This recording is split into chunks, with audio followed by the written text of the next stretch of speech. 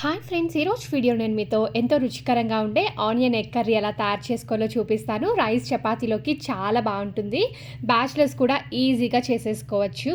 ఈ రెసిపీ కోసం stove on చేసుకొని పాన్ పెట్టుకోండి. అందులో 2 టీ స్పూన్స్ ఆయిల్ యాడ్ చేసుకోవాలి. ఆయిల్ వేడెక్కిన తర్వాత కొద్దిగా పసుపు, కొద్దిగా ఉప్పు, అలాగే కొద్దిగా కారం యాడ్ చేసుకోండి. ఇవన్నీ కూడా బాగా మిక్స్ చేసేసుకోవాలి. ఇలా మిక్స్ చేసుకున్న తర్వాత ఉడికించి పైన ఉన్న పెక్కు తీసేసిన ఎగ్స్ని ఇందులో వేసుకోవాలి. నేను ఇక్కడ 5 ఎగ్స్ని వేసుకుంటున్నానండి. ఎగ్స్ని ఈ పాన్లో వేసుకొని మిక్స్ చేసుకొని బాగా ఫ్రై చేసుకోవాలి. ఇలా ఎగ్స్ని ఫ్రై చేసుకున్న తర్వాత ఫ్రై అయిన ఎగ్స్ని తీసి ఒక బౌల్లోకి పెట్టుకొని పక్కన ఉంచేసుకోవాలి.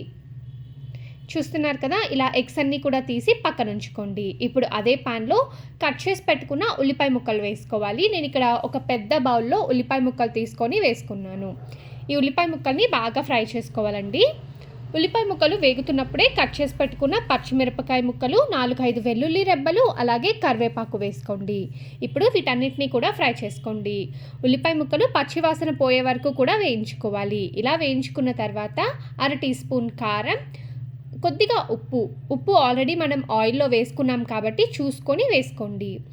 ఇప్పుడు ఇందులో మనం ముందుగా ఉడికించి పెట్టుకున్న ఎగ్స్ని ఫ్రై చేసి పెట్టుకున్నాం కదా, ఆ ఫ్రై చేసుకున్న ఎగ్స్ని వేసుకొని మొత్తం అంతా కూడా ఒకసారి మిక్స్ చేసుకొని 1 కప్పు వాటర్ యాడ్ చేసుకొని మిక్స్ చేసుకోవాలి.